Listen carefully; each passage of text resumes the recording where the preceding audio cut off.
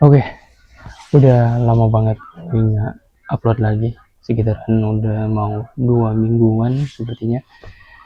Karena begitu hektik pekerjaan-pekerjaan kemarin sampai gue lupa untuk bikin video. Tapi tidak terlepas gue untuk bikin konten di salah satu media yang sering gue gunain, yaitu menulis. Ya walaupun gue nggak bikin konten dengan buat video, tapi gue tetap bikin sebuah konten untuk diupload dari menulis. Kamu boleh datang di X atau dulunya disebut sebagai Twitter. Di situ banyak postingan-postingan yang telah aku buat melalui sebuah tulisan-tulisan. Tidak ada video, tapi kebanyakan dari sebuah tulisan. Nah, kali ini kita mau bahas soal bagaimana cara kita untuk bisa bertahan pada era sekarang ini, untuk kamu yang mau memulai sebagai seorang content creator.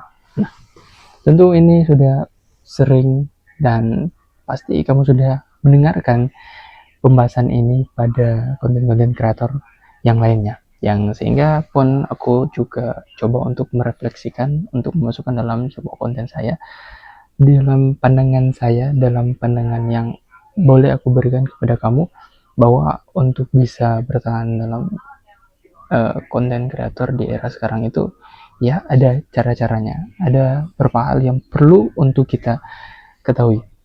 Sebagaimana kita telah mengetahui bahwa di era sekarang itu sudah sangat banyak sekali orang-orang yang sehingga menjadi konten kreator dadakan dengan cara yaitu membuat video atau membuat foto melalui AI. Bahkan ada tuh stasiun TV yang menggunakan AI sebagai filmnya, sebagai acaranya ya. Dia pakai AI dan acara TV-nya itu semua itu dibuat dengan AI. Pun ada iklan-iklan juga yang menggunakan AI.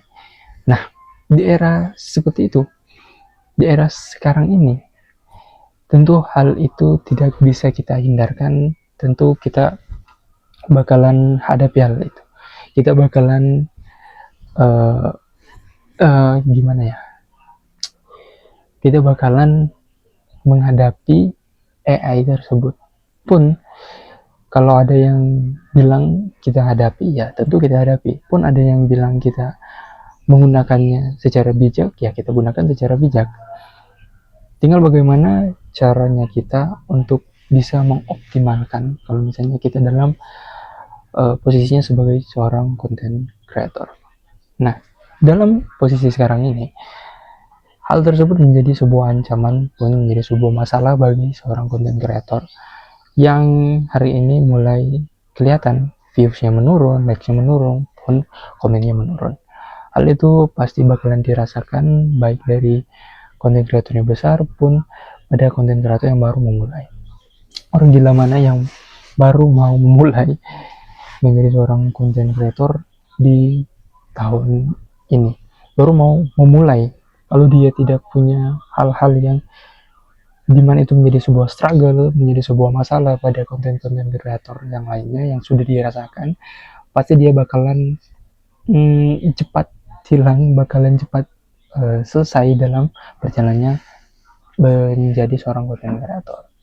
Nah, hal yang aku dapati bahwa untuk seseorang bisa bertahan dalam menjadi seorang konten kreator ya tentunya yakni menjadi sebuah yang namanya be authentic, menjadi seorang yang otentik dalam pembuatan videonya, dalam menuliskan kata-katanya, dalam postingan-postingannya, menjadi seorang yang otentik atau asli, bukan orang-orang yang kopas-kopas mengambilnya dari hasil AI, ChatGPT, Gemini, atau sebagainya dari yang namanya AI, otomasi dari intelijensia.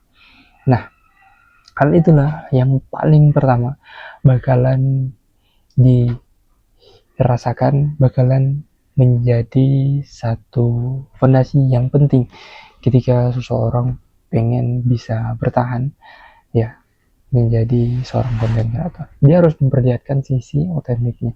Dia harus memperlihatkan sisi aslinya dalam pembuatan konten. Nah, seperti halnya, aku pun telah coba untuk membuat dari tulisan, dari sebuah ide, pun dari bagaimana cara pengambilan dan pembuatan sebuah video gua. Nah, seperti ini pun menjadi sebuah otentiksitas. Kita membuat sebuah konten, membuat sebuah video. Nah, kalau landasannya kita membuat sebuah video tidak secara be authentic, menjadi diri kita pribadi, menjadi aslinya kita, maka mungkin ada yang bakalan bisa bertahan, tapi nggak lama bakalan pasti hilang.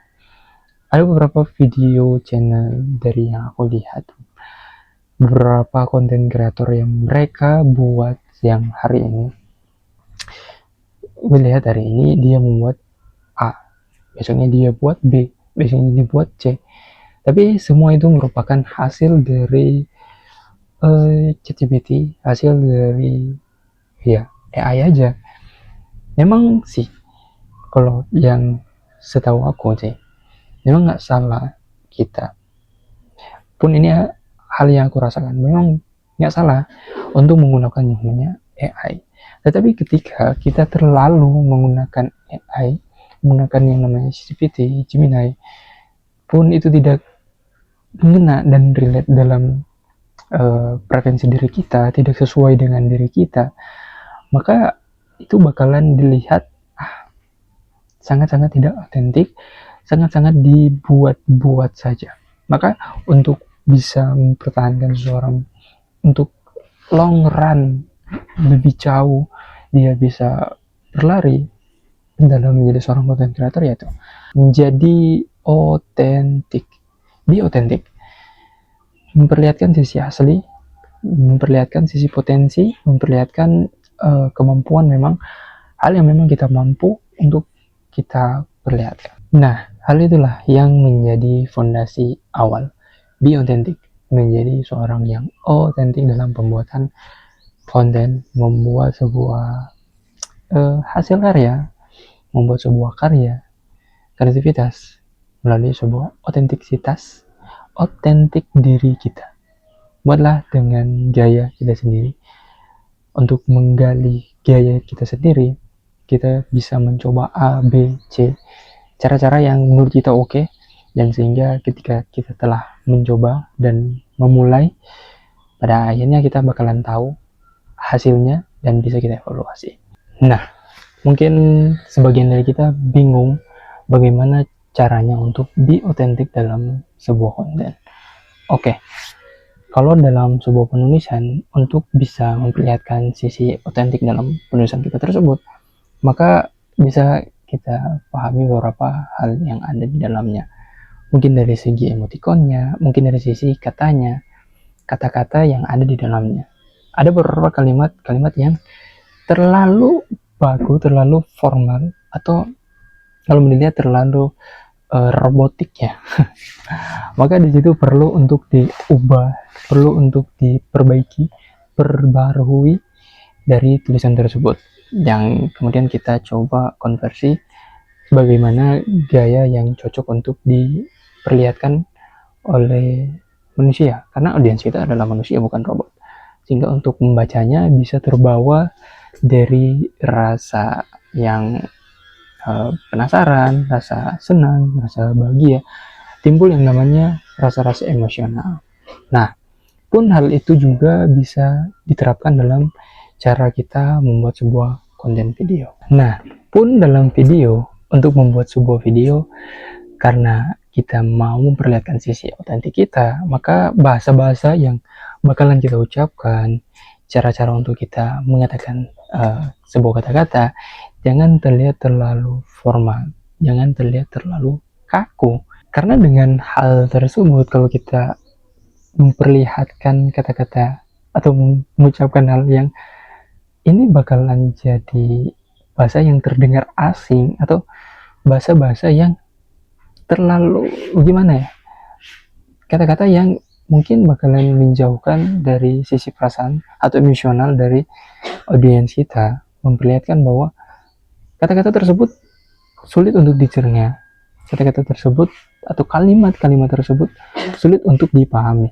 Maka untuk bisa membuat dia jadi otentik, untuk membuat sebuah kata-kata tersebut jadi lebih manusiawi, lebih bisa membawakan yang namanya emosional, maka harus mengetahui yang namanya flow. Kalau dari sepemahaman aku, untuk memperlihatkan, untuk menjadi pemahaman yang lebih baik, maka sebuah kalimat, sebuah kata, misalnya sebuah pembahasan, agar kita boleh bawa dari titik A ke titik B, kita perlu untuk mensederhanakannya, untuk membuatnya lebih mudah dipahami dan mudah untuk dicerna oleh audiens kita. Nah, caranya ya dari segitiga kerucut ke bawah. Begitu.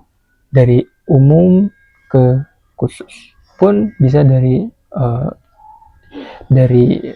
pemahaman yang khusus ke pemahaman yang hal itu yang bisa membantu kita untuk bisa lebih lama dan bertahan untuk menjadi seorang content creator walaupun diserang yang namanya era AI untuk saat ini. So, jangan lupa untuk menuliskan pendapat kamu di kolom komentar untuk kita diskusi bersama dan jangan lupa untuk teman subscribe. Gue Bro Rian. Thank you. Goodbye.